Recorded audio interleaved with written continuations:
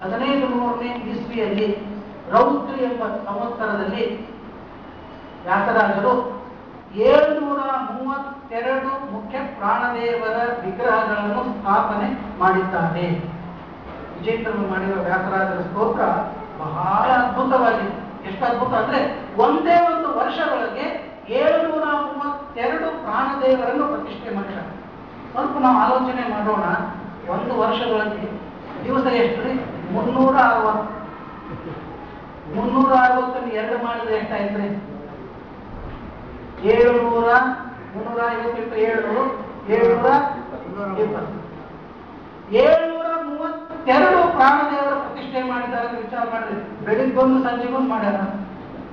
ಒಂದೇ ದಿವಸ 4 ಪ್ರಾಣದೇವರ ಪ್ರತಿಷ್ಠೆ ಮಾಡಿರ್ಬೇಕು. ಇಡೀ ಕರ್ನಾಟಕದೊಳಗೆ, ಆಂಧ್ರದೊಳಗೆ, ಮಹಾರಾಷ್ಟ್ರದೊಳಗೆ, ಈ 3 ರಾಷ್ಟ್ರಗಳಲ್ಲಿ ವ್ಯಾಸರಾಜರು, ತಮಿಳುನಾಡಿನಲ್ಲಿ 4 ರಾಷ್ಟ್ರಗಳಲ್ಲಿ ವ್ಯಾಸರಾಜರು ಸಂಚಾರವನ್ನು ಮಾಡಿದಂದ್ರೆ ಒಂದು ವರ್ಷದ ಸಂಚಾರ ಯಾವಾಗ ಮಾಡಿದ್ರು, ಪ್ರಾಣದೇವರನ್ನು ಎಲ್ಲಿಂದ ತಯಾರು ಮಾಡಿದ್ರು, ಒಂದು ವರ್ಷದೊಳಗೆ ಪ್ರತಿಷ್ಠೆ ಮಾಡುವ ಬಹಳ ಅದ್ಭುತ.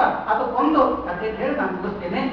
ಅವರು ವಾಯುದೇವರ ಉಪಾಸಕರು. ಶ್ರೀಮದಾಚಾರ್ಯರ ಅನುಗ್ರಹವಿದ್ರೇನೆ ಸಾಧ್ಯವಿಲ್ಲ.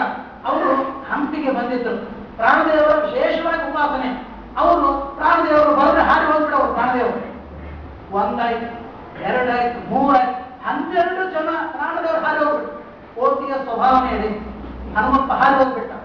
ಅವ್ರು ವಿಚಾರ ಮಾಡಿದ್ರೆ, ಏನು ಹನುಮಪ್ಪ ಹಾರಿ ಹೋಗ್ತಾ ಇದ್ದಾನೆ, ಏನ್ ಮಾಡುವುದು ಅಂತ ಹೇಳಿ ಈ ಹನುಮಪ್ಪನನ್ನೇ ಕಟ್ಟಿ ಹಾಕಬೇಕು ಅಂತ ಹೇಳಿ ಯಂತ್ರವನ್ನು ಮಾಡಿಬಿಟ್ಟು, ಆ ಯಂತ್ರವನ್ನು ಮಾಡಿ ಯಂತ್ರದಲ್ಲಿ ಪ್ರಾಣದೇವರನ್ನು ಕೂಡಿಸಿದರು. ಯಂತ್ರೋದ್ಧಾರಕ ಪ್ರಾಣದೇವ. ಆಮೇಲೆ 12 ಜನ ಹಾರಿ ಹೋಗಿದ್ರಲ್ಲ, ಅವರು ಕರೆಸಬೇಕು ಅಂತ ಹೇಳಿ ಆ ಹಾರಿ ಹೋದ 12 ಜನ ಹನುಮಂತ ದೇವರನ್ನು ಕರೆಸೋದಕ್ಕಾಗಿ ಮೊದಲೇ ಯಂತ್ರವನ್ನು ಮಾಡಿ ಆ ಯಂತ್ರದ ಸುತ್ತಲೂ ನೋಡಿ 12 ಜನ ಪ್ರಾಣದೇವರಿದ್ದಾರೆ. ನಡುವೊಬ್ಬ ಪ್ರಾಣದೇವರು, ಸುತ್ತಲೂ ಆ ಯಂತ್ರಗಳಲ್ಲಿ 12 ಪ್ರಾಣದೇವರು, ಹಾರಿ ಹೋದ 12 ಜನ ಪ್ರಾಣದೇವರನ್ನು ತಂದು ಅಲ್ಲಿ ಕೂಡಿಸಿದ್ದಾರೆ. ನಡುವೊಬ್ಬ ಪ್ರಾಣದೇವರು. ಅದಾದ್ಮೇಲೆ ಅವತ್ತಿನಿಂದ ಶುರುವಾಗಿ 1500ನೇ ಇಸ್ವಿಯಲ್ಲಿ ಅವರು ಒಂದು ವರ್ಷದೊಳಗೆ ಸಂಚಾರವನ್ನು ಮಾಡಿ 720ಕ್ಕಿಂತಲೂ ಅಧಿಕವಾಗಿ ಪ್ರಾಣದೇವರ ವಿಗ್ರಹಗಳ ಸ್ಥಾಪನೆಯನ್ನು ಮಾಡಿದ್ದಾರೆ. ಅಂತಂದ್ರೆ ಓಡಾಡಬೇಕು. ನಾವು 1 ಕಿಲೋಮೀಟರ್ ಒಂದು ದಿವಸ ಸಂಚಾರ ಮಾಡಿದ್ರೆ 2ನೇ ದಿವಸ ಸಾಕು. ಅಂತದ್ದು ಕರ್ನಾಟಕ, ಮಹಾರಾಷ್ಟ್ರ, ಆಂಧ್ರ, ತಮಿಳುನಾಡು 4 ರಾಷ್ಟ್ರಗಳಲ್ಲಿ ಸಂಚಾರ. ಈಗಿನಾಗೆ ಬಸ್ ಇರಲಿಲ್ಲ, ನಡೆದುಕೊಂಡು ಹೋಗ್ಬೇಕು ಅಥವಾ ಪಲ್ಲಕ್ಕಿಯಲ್ಲಿ ಹೋಗಬೇಕು. ಸಂಚಾರವನ್ನು ಮಾಡಿ ಪ್ರಾಣದೇವರ ಪ್ರತಿಷ್ಠೆ ಮಾಡಿದ್ದಾರೆ ಅಂತಂದ್ರೆ ಇದು ಎಂಥ ಮಹಾನುಭಾವ. ವಿಜೇಂದ್ರ ಸ್ವಾಮಿಗಳು ಹೇಳ್ತಾರೆ, ಷಡ್ವಾರಂ ವ್ಯಾಸರಾಜೇತು ಮುಖಾಶ್ರುತ್ವ. ಸರ್ವಮೂಲ ಗ್ರಂಥಗಳನ್ನು ವ್ಯಾಸರಾಜರ ಹತ್ತಿರ ವಿಜೇಂದ್ರರು ಮತ್ತು ವಾದರಾಜ ಸ್ವಾಮಿಗಳವರು 6 ಸಲ ಪಾಠವನ್ನು ಓದಿದ್ದಾರೆ. ಸುಧಾದಿ ಗ್ರಂಥಗಳು ನಮ್ಮ ಗ್ರಂಥಗಳು ನಾವು ಒಂದೇ ಸಲ ಓದಿ ಪಂಡಿತರಾದ್ರೆ, ಅವ್ರು 6 ಸಲ ಓದ ಅಟ್ಟವರು 10 ಸಲ ಕಟ್ಟಿದ್ರಿ. 4 ಟೈಮ್ಸ್. ಒಂದ್ಸಲ ಹೋಯ್ತು, ಒಂದೊಂದು ಸಬ್ಜೆಕ್ಟ್ ಹೋಯ್ತು, 4 ಅಟೆಂಪ್ಟ್ ಮಾಡಿದ್ವಿ. ಆಮೇಲೆ SSLC ಮುಗಿಸಿದ್ವಿ. ಹಾಗಾದ್ರೆ 6 ಟೈಮ್ಸ್ ಇವರು ಅಟೆಂಪ್ಟ್ ಮಾಡಿದ್ರು ವ್ಯಾಸರಾಜರ ಹತ್ರ. ಆಮೇಲೆ ಅದೆಲ್ಲ ಎಷ್ಟು ಸಲ ಓದಿದ್ರು ಕೂಡ ಅದರ ರಸ, ಅದರ ಅನುಭವ ಅವರಿಗಾಗಿ. ಅಂಥ ವ್ಯಾಸರಾಜರ ಹತ್ತಿರ ಇವರು ಅಧ್ಯಯನವನ್ನು ಮಾಡಿದ್ದಾರೆ ಅಂದ್ರೆ ಎಷ್ಟು ಮಹಾನುಭಾವ, ಎಂಥ ಮಹಾನುಭಾವ. ನ್ಯಾಯಾಮೃತ, ಕರ್ಗತಾಂಡವ, ಚಂದ್ರಿಕಾ ಆ ಗ್ರಂಥಗಳನ್ನು ರಚನೆಯನ್ನು ಮಾಡಿದ್ರು. ಶ್ರೀರಂಗಕ್ಕೆ ಬಂದಿದ್ರು. ಬಂದಾಗ ಅಲ್ಲಿ ವಿಷ್ಣುವಿನ ಕ್ಷೇತ್ರವಾಗಿದೆ, ಶಿವನ ಕ್ಷೇತ್ರವಾಗಿದೆ. ಇಬ್ಬರು ಜನ ನಾವು ನಮ್ಮ ಕ್ಷೇತ್ರ ವ್ಯಾಸರಾಜರ ಸಂಚಾರ ಮಾಡ್ತೀವಿ. ಯಾಕಪ್ಪ ಇಷ್ಟು ಇಲ್ಲ ಹಾಗೆ ಸಾರುವ ನರಸಿಂಹ ಭೂಪಾಲವನ್ನು ಕರ್ಕೊಂಡು ಬಂದಾಗ ಹೇಳ್ತಾರೆ, ಹೀಗಾಗಿದೆ. ಅದಕ್ಕೊಂದು ನಾವು ಪಂದ್ಯವನ್ನು ಇಡೋಣ, ಒಂದು ಸ್ಪರ್ಧೆಯನ್ನು ಇಡೋಣ.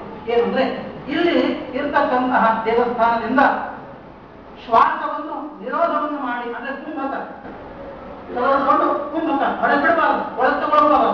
ಕುಂಭಕವನ್ನು ಮಾಡಿ ಓಡಬೇಕು. ಅದೇ ಕುಂಭಕದವರೆಗೆ ಎಷ್ಟು ದೂರ ಓಡುತ್ತಾರೋ ಅಷ್ಟರವರೆಗೆ ಅದು ಅವ್ರ ಕ್ಷೇತ್ರ. ಯಾರು ಮಾಡ್ತೀರಿ? ಯಾರೂ ಮುಂದೆ ಬರಲಿಲ್ಲ. ಅವರನ್ನು ನಾವು ಆಗೋದಿಲ್ಲ.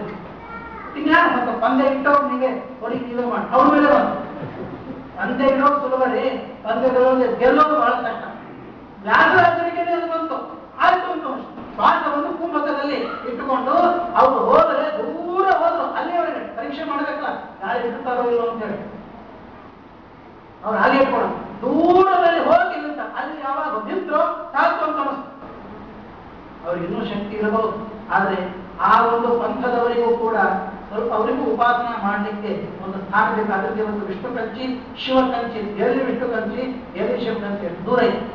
ಅಲ್ಲಿಯವರೆಗೆ ವ್ಯಾಸರಾಜರು ಸಂಚಾರವನ್ನು ಮಾಡಿ ರಾಮದೇವರನ್ನು ಸ್ಥಾಪನೆಯನ್ನು ಮಾಡಿದ್ರು. ಇದರಿಂದ ಏನ್ ತಿಳಿತದೆ ಅಂತಂದ್ರೆ ಕೇವಲ ವಾಕ್ಬಲದಿಂದ ಅಲ್ಲ, ದೇಹಬಲವೂ ಬೇಕು. ಸಿದ್ಧಾಂತವನ್ನು ಸ್ಥಾಪನೆ ಮಾಡಬೇಕಾದರೆ ಏನ್ ಬೇಕು ಅಂತಂದ್ರೆ ವಾಕ್ಬಲದ ಜೊತೆಗೆ ಬುದ್ಧಿರ್ಬಲಂ, ಯಶೋ ಧೈರ್ಯಂ, ನಿರ್ಭಯತ್ವಂ, ಅರೋಗತ. ಹೇಳಲಿಕ್ಕಿಂತ ಅಂದ್ರೆ ಬರೀ ವಾದ ಮಾಡಬಹುದು. ಇವತ್ತು ಪ್ರತಿವಾದಿಗಳು ಬಂದ್ರೆ ವಾದವನ್ನು ಗೆಲ್ಲಿಸಬಹುದು. ಶಕ್ತಿಯಿಂದ ಬಂದಾಗ ಅವರನ್ನು ಸೋಲಿಸ್ಬೇಕು. ಗಂಡವಾಟ ಪೂರ್ವವಾಟ ಬಂದಾಗ ಆಚಾರ್ಯರು ಅವರನ್ನು ಕೂಡ ದ್ವೈತ ಸಿದ್ಧಾಂತವನ್ನು ಪ್ರೂವ್ ಮಾಡ್ತಾರೆ. ಅದೇ ಮಾರ್ಗದಲ್ಲಿ ಬಂದವರು ವ್ಯಾಸರಾಜರು.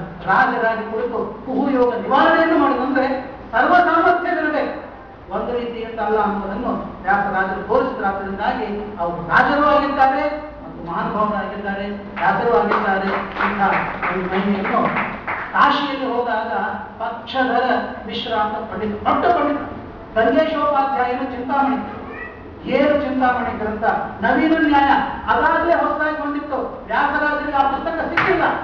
ಅವನು ಪಕ್ಷಧರ ಮಿಶ್ರ ಅದನ್ನು ಎಲ್ಲ ಕಲ್ತ್ಕೊಂಡು ಬಂದಿದ್ದ. ಇವ್ರ ಜೊತೆ ವಾದ ಮಾಡೋಣ ಅಂತೇಳಿ ವ್ಯಾಸರಾಜರು ಅವ್ರ ಜೊತೆ ವಾದ ಮಾಡಿ ಆ ಪಕ್ಷಧರ ಮಿಶ್ರ ಏನೇನು ಗಂಗೇಶೋಪಾಧ್ಯಾಯ ಹೇಳಿರುವ ಚಿಂತಾಮಣಿಯ ವಿಷಯಗಳಿತ್ತು ಅದು ಎಲ್ಲವನ್ನೂ ಖಂಡನವನ್ನು ಮಾಡಿದರು. ಆಗ ಅವನು ಏನ್ ಮಾಡ್ತಾನೆ ಅಂತಂದ್ರೆ ವ್ಯಾಸರಾಜರ ಮುಂದೆ ಹೇಳಿಲ್ಲ, ವ್ಯಾಸರಾಜರ ಗುರುಗಳು ಶ್ರೀಪಾದರಾಜರ ಹತ್ರ ಬಂದು ಹೇಳ್ತಾನೆ, ಏನ್ರಿ ನಿಮ್ಮ ಶಿಷ್ಯ? ವ್ಯಾಸರಾಜರು ಶ್ರೀಪಾದರಾಜರ ಶಿಷ್ಯ. ಶ್ರೀಪಾದರಾಜರ ಹತ್ರ ಬಂದು ಹೇಳ್ತಾನೆ, ಯದಧೀತಂ ತದಧೀತಂ ಯನ್ನಾಧೀತಂ ತದತ್ಯಧೀತಂ. ನಾನೇನು ಓದಿದ್ದೇನೆ ಅದು ನೀವು ಓದಿದ್ದಾರೆ. ಇವ್ರಿಗೆ ಪುಸ್ತಕ ಕೊಡಬಾರ್ದು ಅಂತೇಳಿ ಮೊದಲೇ ನಾನೆಲ್ಲ ಇಟ್ಕೊಂಡು ಕೂತಿದ್ದೆ. ತದಧೀತಂ ಅದಕ್ಕೆ ಉತ್ತರ ಕೊಟ್ಟು, ಯನ್ನಾಧೀತಂ ಯಾವ ನಾನು ಓದಿಲ್ಲ, ತದತ್ಯಧೀತಂ ಅವರು ಓದಿಲ್ಲ. ವಿನಾ ನವೀನ ವ್ಯಾಸೇನ ಇವ್ರೇನು ಅದೇ ವೇದವ್ಯಾಸದೇವರೇ ಇನ್ನೊಂದು ರೂಪದಿಂದ ಅವತಾರ ಮಾಡಿದ್ದಾರೆ ಅಂತ ಹೇಳಿ ಪಕ್ಷಗಳ ಮಿಶ್ರ ಮಹಾಕಾರ್ತಿಕ ಒಪ್ಪೋದಿಲ್ಲ.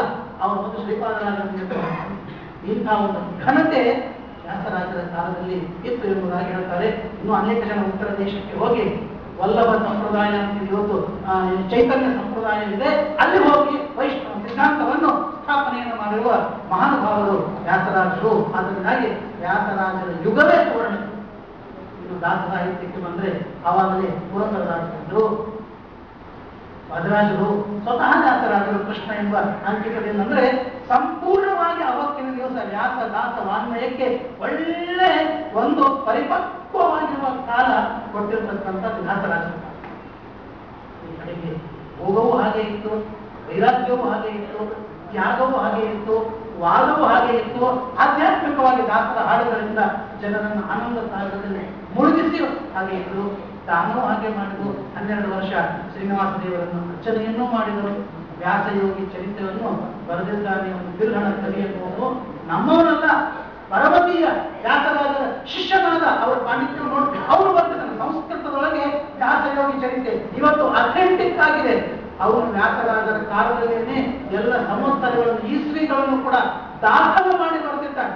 ನಾವೇನು ಆಮೇಲೆ ಕಟ್ಟು ಬಗ್ಗೆ ನಮ್ಮ ಕಥೆ ಭಕ್ತಿಯಿಂದ ನಮ್ಮ ಗುರುಗಳ ಬಗ್ಗೆ ಬರಿತೀವಿ ಅಂತಲ್ಲ, ಅವನು ಪ್ರತಿಯೊಂದು ಘಟನೆಗಳನ್ನು ದೇಶ ಕಾಲ ಸಂವತ್ಸರಗಳನ್ನು ಉಲ್ಲೇಖವನ್ನು ಮಾಡಿ ಬರೆದಿದ್ದಾನೆ. ಆ ವ್ಯಾಸಯೋಗಿ ಚರಿತ್ರೆಯನ್ನು ಸಂಸ್ಕೃತದಲ್ಲಿ ಗದ್ಯ ಪದ್ಯಾತ್ಮಕವಾಗಿರುವ ಅದ್ಭುತವಾಗಿರುವ ಒಂದು ಸರಳ ಪ್ರಾಂಜಲವಾದ ಸಂಸ್ಕೃತ ಭಾಷೆಯಲ್ಲಿ ಬರೆದಿರುವ ವ್ಯಾಸರಾಜರ ಚರಿತ್ರೆ. ಇಂಥ ಮಹಾನುಭಾವರ ಬಗ್ಗೆ ಬಹಳ ಎಷ್ಟು ಹೇಳಿದರೂ ಕೂಡ ತಮಗೆ ಅನೇಕ ಜನ ವಿದ್ವಾಂಸರು ಹೇಳುತ್ತಾರೆ. ವಾದಿರಾಜನ ಆರಾಧನೆ ಪ್ರಾಯ ಇನ್ನೊಬ್ಬರು ಹೇಳೋರಿದ್ದಾರೆ. ಅದರಿಂದಾಗಿ ಅವರು ಚತುಶಕ್ತಿ ಕಲಾ ನಿಷ್ಣಾತರು. ಇಂತಹ ಮಹಾನುಭಾವರ ಯತಿ ಪಂಚಕರ ಆರಾಧನೆಯ ಸಂದರ್ಭದಲ್ಲಿ ಗುರುಗಳ ಸ್ಮರಣೆಯನ್ನು ಮಾಡುವ ಈ ಸದವಕಾಶ ಸಿಕ್ಕದ್ದರಿಂದಾಗಿ ನೀವೆಲ್ಲರೂ ಕೂಡ ಶ್ರೋತೃಗಳು ಶ್ರದ್ಧೆಯಿಂದ ಕೇಳಿದ್ದೀರಾದ್ದರಿಂದಾಗಿ ಎಲ್ಲರಿಗೂ ನಮಗೂ ನಿಮಗೂ ಈ ಒಂದು ವಿಶೇಷವಾಗಿರುವ ಆ ಗುರುಗಳ ಅನುಗ್ರಹವಾಗಬೇಕು. ಏನು ಅಂತಂದ್ರೆ ಒಂದೇ ಒಂದು ಅನುಗ್ರಹ, ಅವರ ಗ್ರಂಥದ ವಾಂಗ್ಮಯದಲ್ಲಿ ಈ ವೈಷ್ಣವ ಜನ್ಮ ಬಂದಾಗ ಓದಿ ಅರ್ಥ ಮಾಡಿಕೊಳ್ಳುವ ಯೋಗ್ಯತೆ ಬಂದರಿಲ್ಲ. 4 ಜನರಿಗೆ ತಿಳಿಸಿ ಹೇಳುವ ಸಾಮರ್ಥ್ಯವಿದ್ದರೆ ಈ ಶಾಸ್ತ್ರ ಈ ಸಿದ್ಧಾಂತ ಉಳಿಸುವುದಕ್ಕಾಗಿ ನಮ್ಮ ಒಂದು ವೈಷ್ಣವ ಜನ್ಮ ಸಾರ್ಥಕವಾಗಲಿ ಅಂತ ಹೇಳಿ ಪ್ರಾರ್ಥನೆಯನ್ನು ಮಾಡ್ತಾ ಈ 4 ವಾಕ್ಪುಸ್ತಕಗಳನ್ನು ಗುರುಗಳ ಅಂಗಡಿಯಾಗಿರುವ ಭಾರತೀಯ ಮುಖ್ಯ ಪ್ರಾಣವಾಗಿರುವ ಆ ವೇದವ್ಯಾಸದಲ್ಲಿ ದೀಕ್ಷಾ ಸಮಾಜದಲ್ಲಿ ನಾನು ಸಮರ್ಪಣೆ ಮಾಡ್ತಾ ಹರೇ ನಮಃ. ದೇಶಾರ್ಪಣಮಸ್ತು, ದೀಕ್ಷಾರ್ಪಣಮಸ್ತು.